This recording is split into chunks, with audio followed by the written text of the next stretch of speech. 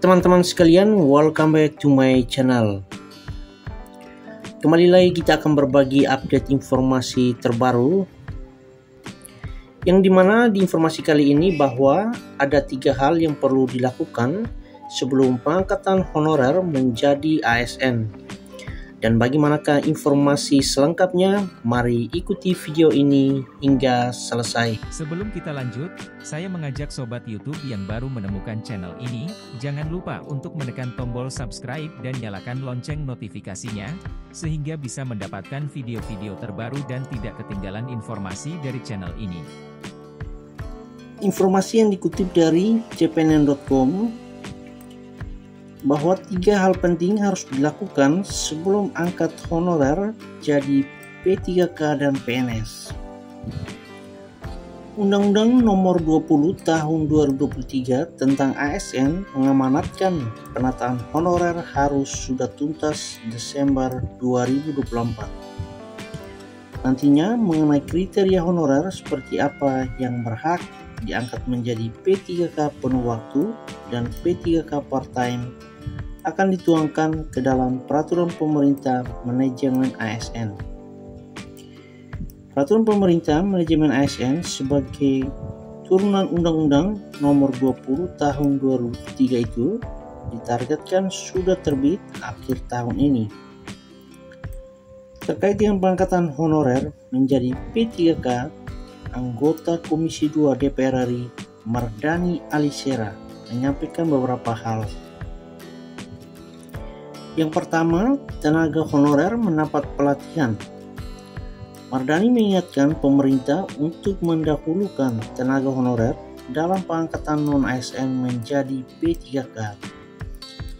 Terhadap honorer yang dinilai belum memenuhi kualifikasi untuk mengisi formasi P3K, maka perlu mendapatkan pelatihan sebelum diangkat. Ditambah juga dengan pemberian pelatihan dan peningkatan keterampilan bagi tenaga honorer agar dapat memenuhi kualifikasi terhadap penempatan para tenaga honorer baik sebagai PNS maupun P3K, kata Mardani Alisera dalam keterangannya pada Parlementaria dikutip dari situs resmi DPR RI. Kemudian yang kedua, pastikan dulu anggaran gaji P3K.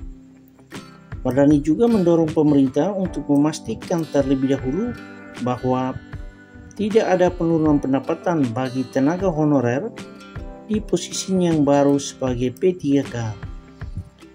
Pemerintah diingatkan agar memberikan jaminan kesejahteraan yang layak bagi seluruh abdi negara. Dengan kata lain, pemerintah harus memastikan kesiapan anggaran untuk gaji P3K sebelum melakukan pengangkatan honorer. Sejalan dengan peraturan pemerintah bahwa tidak boleh ada penurunan pendapatan yang diterima tenaga non-ASN saat ini, kata politikus dari PKS itu. Dan yang ketiga adalah data honorer harus clear. Mardani pun mewanti-wanti pemerintah agar mengawasi betul proses validasi atau audit 2,3 juta tenaga honorer. Dia menyoroti bagaimana proses verifikasi seleksi PNS dan P3K sering disusupi oleh orang titipan pejabat yang tidak tercatat di database BKN. Ini juga akan mengurangi dampak relasi kuasa yang kemungkinan berpengaruh dalam pengangkatan P3K. Sebab yang utama ialah para honorer tersebut, ujar Mardani, yang selama ini dikenal konsisten memperjuangkan nasib para honorer.